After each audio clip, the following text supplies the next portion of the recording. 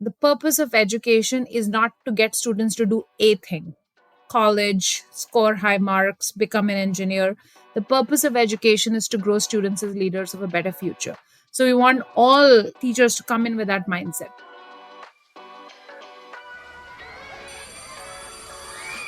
As vozes do professor. أصوات المعلمون. 老師有話兒 Teachers' voices. Hello and welcome to a new episode of Teachers' Voices, the podcast made of the stories of educators around the world. I'm your host, educational researcher Nina Alonso, and today we are talking about fostering student leadership. In previous episodes, we discussed students' agency, motivation and self-esteem, 21st century skills, and how teachers can be role models for their students. And all these are relevant for student leadership. Teach for All is a network of organizations that has linked all these issues together over the years with teachers in classrooms across all continents. Today we hear from Chaitra Murlidhar, Global Lead of Leadership Development in Teach for All, and two teachers from Teach for Armenia, Hamlet Khachatryan and Enseña Peru, Nicole Ames, who will tell us what it means in practice to help middle and primary school students develop leadership skills through project-based learning. Today, I am recording from home in company of a loyal but silent co-host, my dog Indy. I am recovering from a flu and my voice is not yet fully clear, so apologies for that. Let's get started and explore another way we can help children learn and thrive. We start our journey with Chaitra on the East Coast of the United States. We had initially scheduled an interview last week, but she was not feeling very well, so I am very glad to finally meet her and see that she's recovered. Hello, Chaitra. Hi, how are you doing? I am great. How are you? Very well, thank you. Way better than I was on Friday. Speaking to you from Boston, it's a very cold, dreary day, but my spirits are warm and high because I'm just coming out of a session we did on asset-based thinking for 70 educators from all across the world. And just their energy about the classroom is something I'm carrying as I come into this conversation with you. This is a great beginning. Today, we are focusing on developing students' leadership. How does Teach for All help young people become leaders? The biggest way we're doing this is through the belief we have about the very purpose of education. We envision a world in which all children have the right to education, support, and the opportunity to shape a better future for themselves and all of us. And we believe that children, our students, will lead the way to pave this better future. The work of Teach for All and the network partners is to bring teachers into the system who believe that the purpose of education is to grow students as leaders for a better future, not to make them any one thing. They decide and they are in control of what architecture they want to build for us and for the future. I have always admired how open the Teach for All network is to collaborating with other people and organizations and how welcoming it is. So many of our problems are shared in education. There's real hope for shared solutions.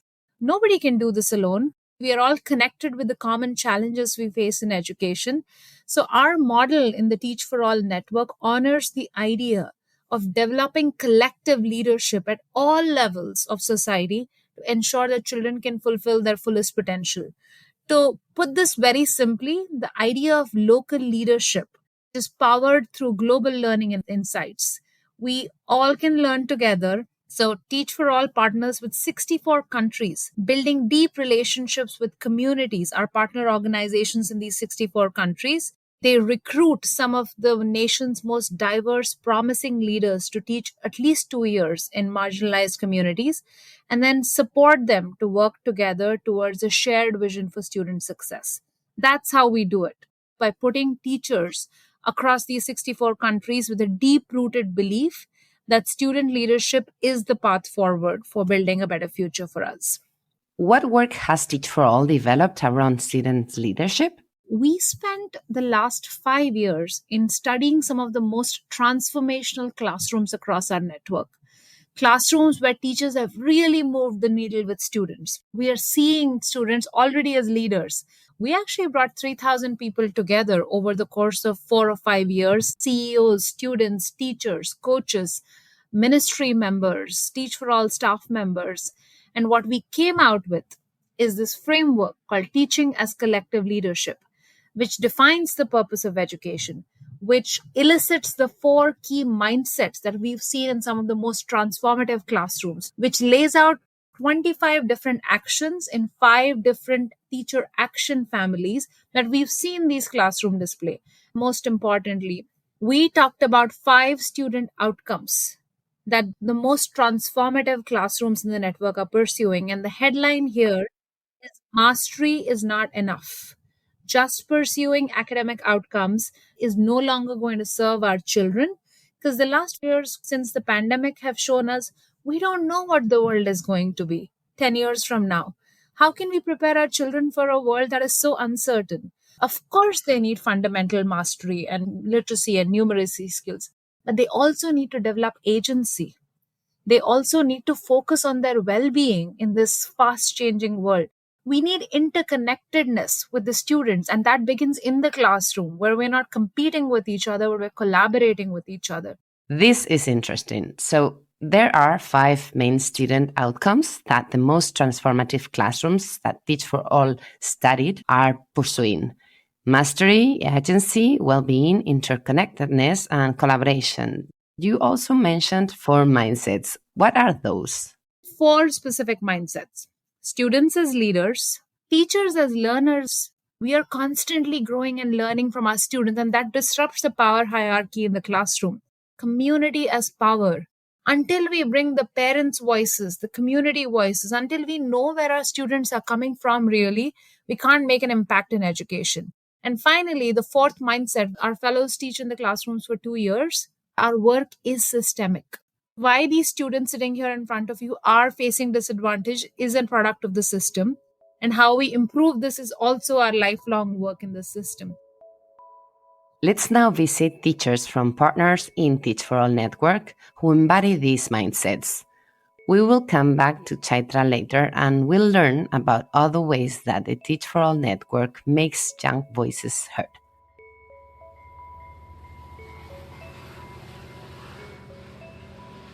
We now travel to Armenia, where Hamlet Khachatryan is waiting for us. It's the end of the day for Hamlet at the rural school where he teaches. Hi, hello. How are you doing? I'm great, thanks. Where are you talking from?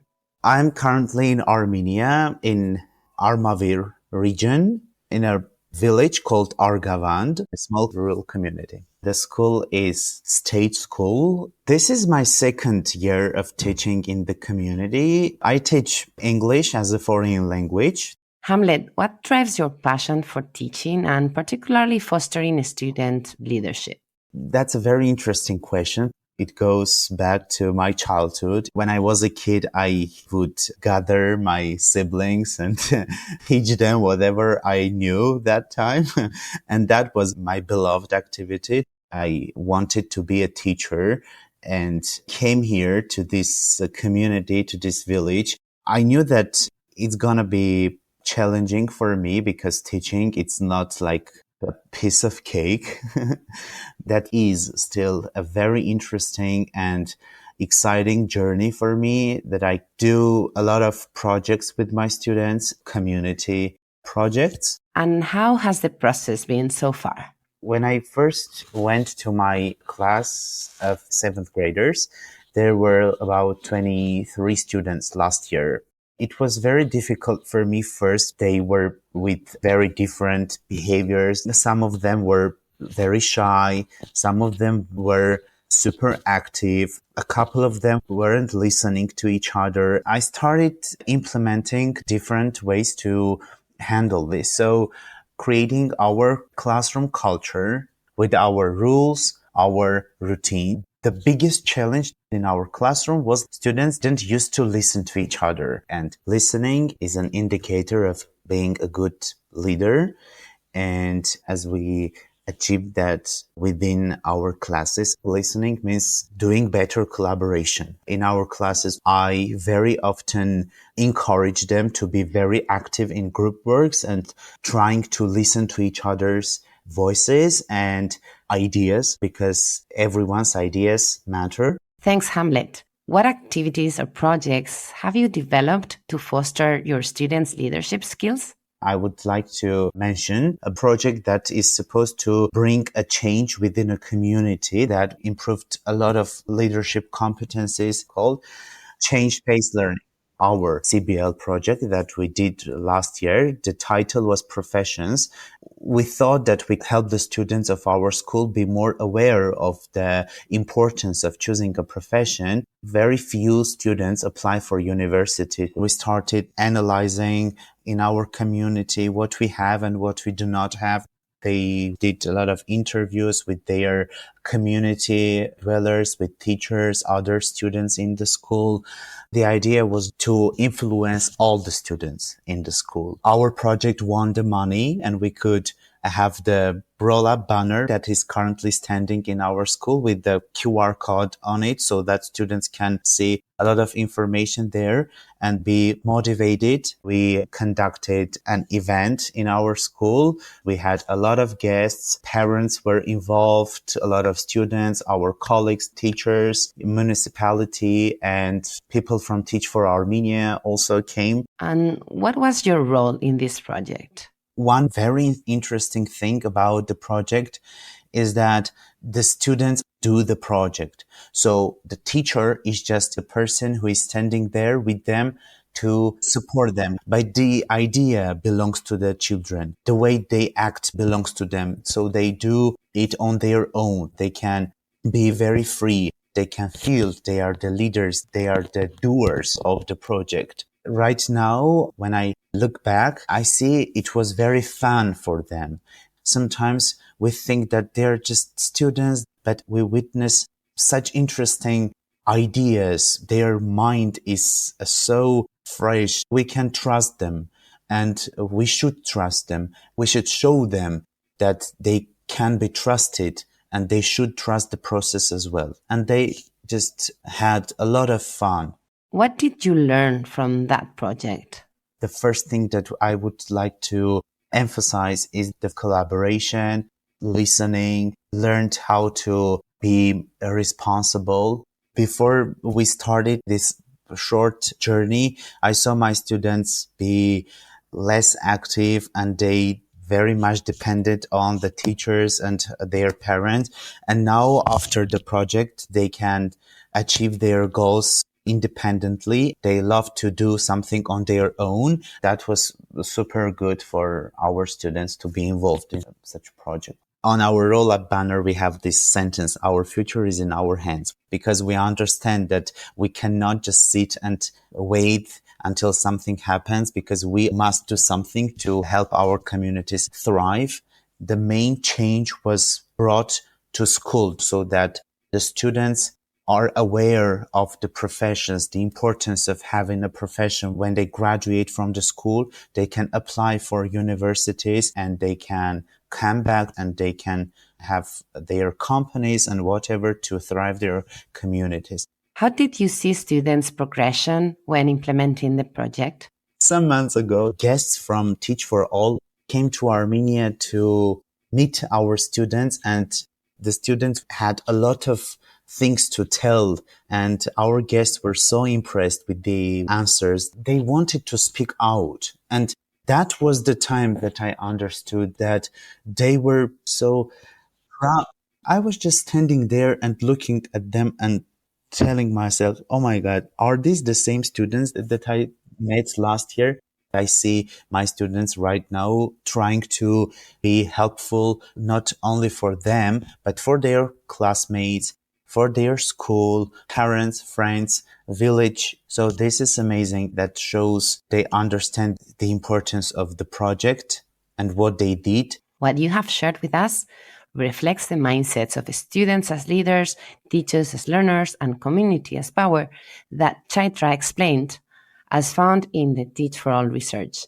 Chaitra also mentioned a systemic mindset, that teaching needs to contribute to changes in the school system. How does your project contribute to longer term changes? This is not something that is like 1 year. We are going to continue doing it. Even if I finish working in the school, students are already aware of how to do this kind of projects. They can continue with other teachers as well, so that every year the students are notified about the professions, about the importance of the professions, and we can change the format. The next year we can do a visit to the school of the neighboring community, involve as many people as we can. Thank you. Is there anything else you would like to share? Maybe some advice for other new teachers? I'm very glad that I could let my students do it on their own, because sometimes it is very difficult to let them do it on their own, because sometimes you want children to do this way. I'm very glad that I could stop and I told myself, this is what they are going to do. You are here to help them. If there is something you can do for them, you are right here, but let them do it on their own. Let them feel it. Let them trust the process. I would say that every teacher should be very patient and very strong and love the students, love the job they are doing, because if you really like the work that you are doing, you are going to succeed in the work.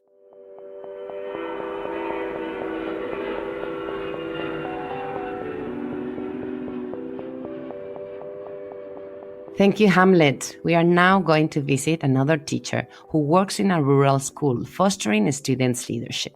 Nicole Ames, Nico for short, is now dedicated to educational research, but she was still a teacher last year, and she tells me about her experience when she was a teacher in a rural school in Peru, in the Enseña Peru network.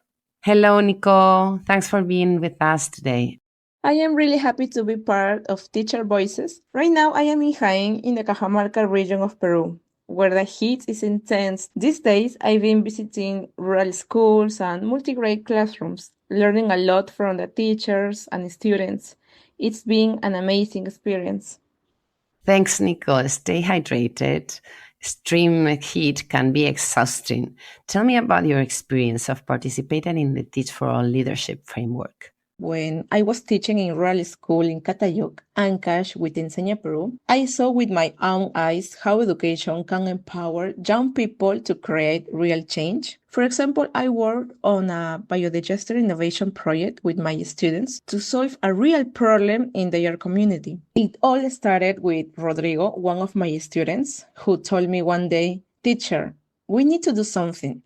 My mom can breathe well, and her eyes tear up every time she has to cook." His words hit me.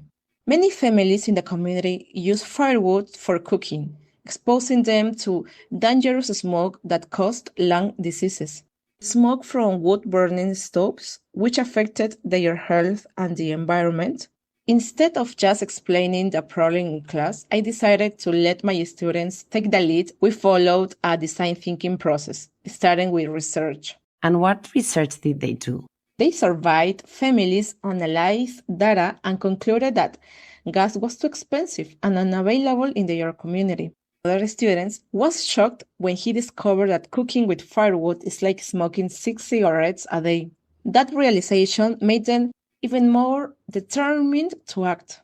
So here's where leadership really emerged. They didn't just learn about how organic waste could be used to create clean energy biodigester. They made it happen. They contacted an engineer for technical guidance, planned the construction, and even convinced their parents to contribute materials. Wow, that is some serious work. What were the challenges? At first, many students thought this was impossible. I remember one girl, Rosa, who was very shy and rarely spoke in class. When we started discussing the health problems caused by smoke in their kitchens, she didn't say much. However, when I asked the students to investigate how their own families cooked, she came back the next day and shared for the first time in front of everyone that her little brother always coughed when their mother was cooking. That moment was a turning point for her. She realized this was not just a school project, but something that could actually help her family. So the students started researching alternative solutions and testing small prototypes. I remember how Juan, for instance, and his group built a mini biodigester using plastic bottles and were so excited when they saw bubbles forming that gas was being produced. Families were skeptical at first. Parents would say something like, "We always used wood. This is how our grandparents cooked and it works." But as the students explained how the biodigester could produce clean energy using animal waste, some parents started paying attention. One mother, who was very doubtful in the beginning, was shocked when she saw that the system actually worked. The students' confidence grew as they saw real results. Their families started to trust their ideas. So as a teacher, I realized when we give students real challenges that matter to them, they stop seeing themselves as just kids in classrooms. They see themselves as problem solvers, as innovators, as leaders. What were the main learnings for the students and for you? Through this project, students developed research skills such as investigating how biodigesters work and how they could use organic waste to produce energy. This experience reinforced something crucial. Teaching is not about giving students answers. It's about giving them the confidence and tools to lead their own change. My role wasn't just to teach science, it was to guide them, challenge them, and support them as they build their own solutions. This experience taught me that leadership is about taking action and believing in your own power to create change. You said that connection with communities was an important feature of your project. Working with a community is very important for education. In the Biodigester project, we involved parents and local leaders who shared their experiences and helped students understand the importance of finding sustainable solutions. We organized workshops where students presented their findings, learning how their work could benefit their families. What did you learn from participating in the Teach for All leadership framework? During the Teach for All leadership program, I learned how to create real change in education, especially in rural communities. I improved my ability to adapt my teaching methods to different situations and designing innovative projects to help students learn, even with limited resources. Being part of a global network of teachers helped me see different ways to improve education. I learned about successful projects from other countries and adapted some of those ideas to my own community. This experience made me more creative and flexible, and it also helped me understand how to promote better education policies. Now I feel not only like a teacher, but also like a leader who wants to work for educational equity and help students become problem solvers in their own communities. Do you have any advice for other teachers? So if you're a teacher in rural schools or anywhere, here are some practical tips to develop leadership through projects. 1. Start with a real problem. Listen to your students and connect learning to their daily lives. 2. Use active methodologies. Design thinking and project-based learning make a huge difference. 3. Engage the community. Parents and local leaders can become key allies. 4. Let the students take leadership. Give them the space to research, make decisions, and even contact experts. And finally, encourage public speaking and advocacy. Help them communicate their ideas and demand change. At the end of the day, leadership isn't something we teach, it's something we inspire. And when students see that their ideas and actions matter, they doesn't just learn. I think they transform their world.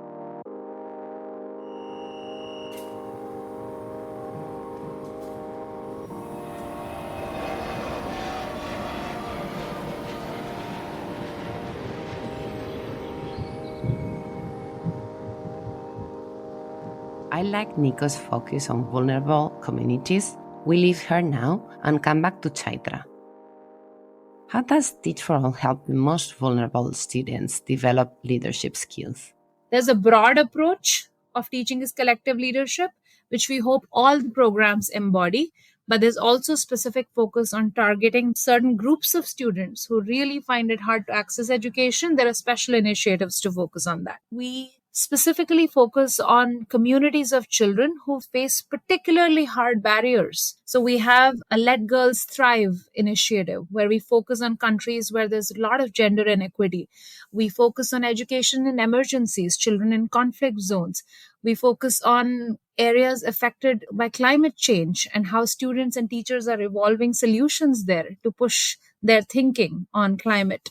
We also work on inclusive education. Children with learning differences and physical barriers to education need a different set of initiatives. What other initiatives has Teach for All developed for young people to have their voices heard? First and foremost, I want to talk about the Student Leadership Advisory Council. So much decision making happens in education for students, and they're often not a part of the process. We believe in putting them at the center of decision making. The Student Leadership Advisory Council, we call it as SLAC for short, is part of our governance body. SLAC is a very important part of how we make decisions at Teach for All. We ask them for their thoughts. This is not every single decision made, but some of the pivotal decisions about learning to bring student perspective into the conversation. And it's very well represented across different regions. The second thing, to continue the idea of putting student voices in the places that matter, is making sure their views are heard widely by any platform where their voice should be represented. I remember one of our students, Raquel Lima from Brazil, co-authored a blog on global partnership for education on Youth Day, and she shared about the urgency of educational reforms to foster creativity, inclusivity, and practical learning. Two other students, Hood and Dana from Lebanon and Qatar, contributed to a video where they shared recommendation on how education systems can empower them to take charge of their future.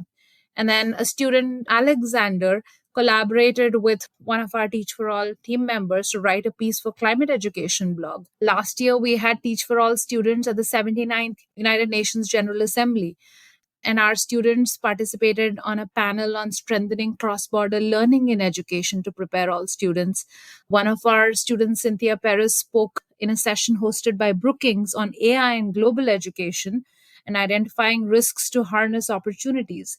She talked about how she uses AI as a student and reinforced that AI, even though helpful, could not replace the role of a teacher within a classroom. In 2022, our students participated in the UN Transforming Education Summit. So these are just few global platforms where we are bringing student voice instead of us representing what they think, what they need. It's not just about putting student voices in multilateral spaces, but we actually just a few months ago hosted the APAC Student Summit, where we brought a whole bunch of students from across Asia Pacific regions. So over 20 students and educators from Cambodia, India, Japan, New Zealand, Philippines, Armenia, and Peru came together for 4 incredible days in Malaysia. And this makes it real, right? And they talked about student leadership. They talked about youth-adult partnerships. They talked about power in the classroom and bias in the classroom.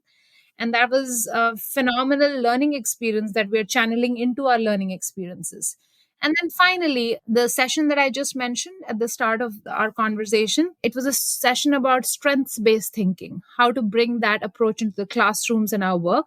We actually collected student videos from classrooms, from Peru, from Panama, from India, from Bangladesh, and students talked about what it felt like to them when they had an asset-based approach from a teacher and what that did to their learning. And that was powerful. Thanks, Chaitra. Before we close this episode, what concrete lessons or activities could teachers in different contexts use from the framework that Teach for All has developed? I love that you said something concrete, because teachers are tired of intellectual frameworks that are floating at 30,000 feet. What I like about the Teaching as Collective Leadership framework is that, number one, sometimes the word leadership has a different or no vocabulary in Germany. Make it your own. Take it and take parts of it that make sense to you. And second, it's not a static thing that sits in a document. 5 years from now, when we meet and you ask me how's teaching is collective leadership growing, I'd probably tell you we got more input from more transformational classrooms and we evolved it. We want to grow it through the voices of students and teachers. I love that. So all educators listening to this podcast can have access to this? Yes, absolutely. We have broken teacher actions in the classroom down into 5 different strategies and 25 concrete actions emerging from that. And lots of great examples from different classrooms across the world doing this stuff.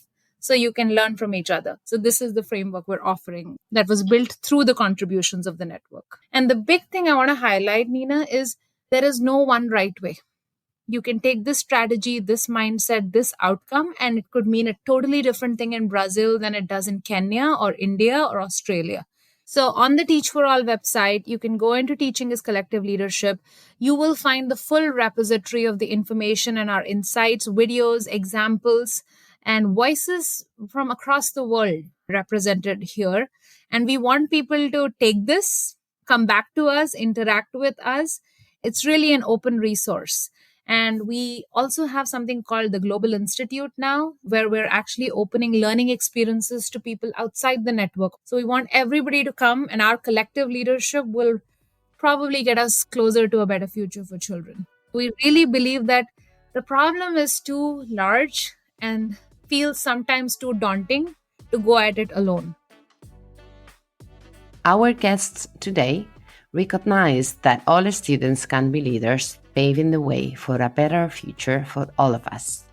Teachers Hamlet and Nicole shared great examples from across the Teach for All network of teachers embodying the mindsets that developed leadership, as Chaitra explained and is shown in the Teach for All leadership framework. Developing work that is systemic, acknowledging that students are also teachers and teachers are also learning, and community as power. You can look into the concrete actions laid out in the framework. Teach for All share 25 actions in 5 teacher action families that they see in effective classrooms. Thanks for listening to this episode of Teachers' Voices. If you want to know more about our guest today, please find links in the show notes and on boldScience.org. You will also find information about Teach for All and the leadership framework that we discussed today.